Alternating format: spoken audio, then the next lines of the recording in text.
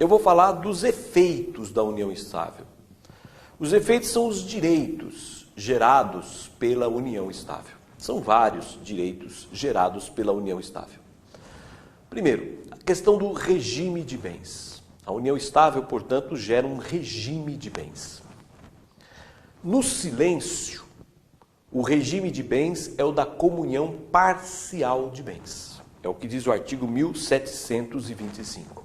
Portanto, quem vive em união estável no silêncio, isto é, se não houver nenhum contrato escolhendo outro regime, o regime é o da comunhão parcial de bens.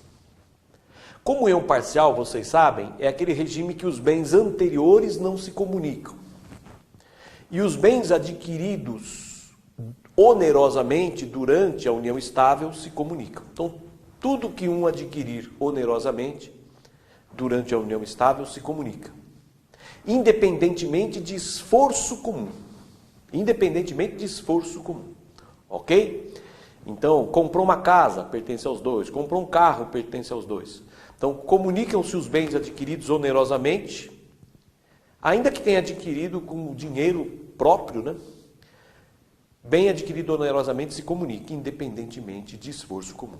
Agora, os bens anteriores não se comunicam. Se recebeu uma herança, uma doação, também não se comunica. Em suma, aplica-se aquilo que eu já disse sobre o regime de comunhão parcial de bens. Agora, o Código diz o seguinte, o 1725, que diz que no silêncio, né, aplica-se o regime da comunhão parcial no que couber. Então, essa expressão no que couber significa só se aplica o regime da comunhão parcial quanto aos bens. Não se aplica quanto às restrições.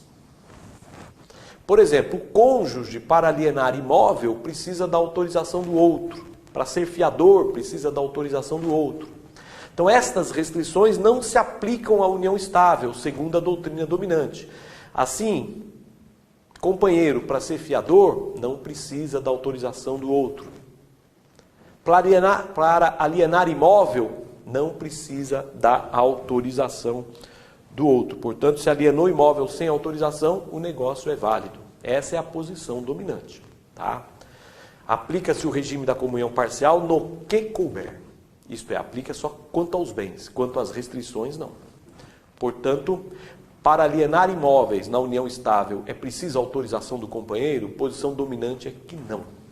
Mas há uma segunda corrente no sentido de que seria necessária, sim, a autorização do companheiro. Portanto, não é passível. Agora, é claro que o companheiro ele vendeu um imóvel.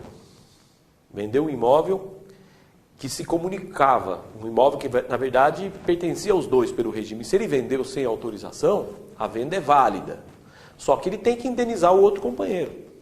Caso essa venda lhe tenha acarretado prejuízo, tem que indenizar o outro companheiro.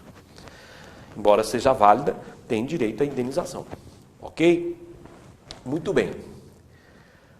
Os companheiros podem estabelecer um contrato escrito de união estável escolhendo um regime de bens. Portanto, eles podem escolher um regime de bens diferente da comunhão parcial, mediante contrato escrito.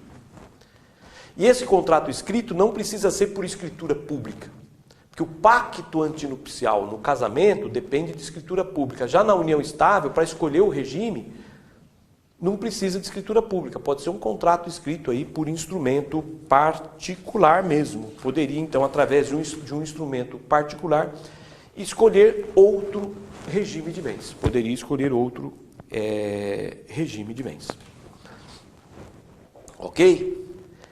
Este instrumento particular que escolhe o regime de bens poderia abranger bens anteriores ao casamento? Poderia mandar comunicar bens anteriores ao casamento? Por exemplo, na comunhão universal se comunicam os bens anteriores. Então, esse contrato de união estável que escolhe o regime poderia mandar comunicar bens anteriores ao casamento? Primeira corrente, Carlos Roberto Gonçalves. Ele diz que não poderia abranger bens anteriores ao casamento, pois para abranger bens anteriores teria que ter uma doação. Tá? Então, para abranger imóveis anteriores teria que ser uma doação. E não através desse contrato escrito. Segunda corrente, que me parece mais correta, é que poderia sim abranger bens anteriores, porque o Código diz que pode escolher regime por contrato escrito. É possível, através de um escrito, escolher o regime. Não diz, olha, o regime não pode abranger esse bem, não pode abranger aquele bem. O Código não desce a essas minúcias. Então, em resumo, o contrato escrito que escolhe o regime pode abranger bens imóveis anteriores ao casamento? Primeira corrente, não, pois os imóveis anteriores teriam que ser através de uma doação. Segunda corrente, sim, porque o Código não faz nenhuma restrição. O Código admite que a escolha do regime seja por um contrato escrito, sem abrir exceção. Ok? Muito bem. O contrato de convivência, o contrato que escolheu o regime, pode ser alterado. Portanto, a alteração do regime de bens pode ser feita através de um novo contrato. Não é preciso uma decisão judicial. No casamento, para mudar o regime de bens, é preciso sentença do juiz. Na união estável, não. Para mudar o regime de bens, basta fazer um novo contrato. Tá? Então, é mais simples aí a questão da mudança do regime de bens. Ok?